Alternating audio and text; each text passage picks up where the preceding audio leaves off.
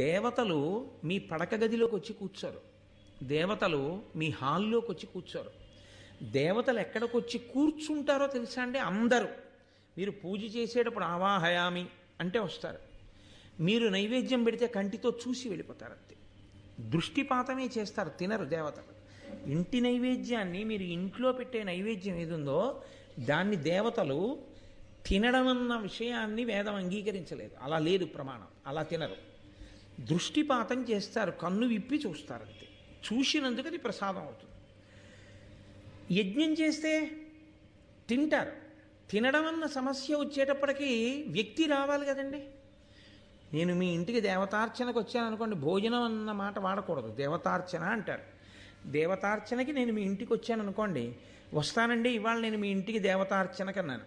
నేను మీ ఇంటికి వస్తానండి అంటే నేను భోజనం చేయడం ఎలా కుదురుతుంది? నేను వస్తేనే కుదురుతుంది.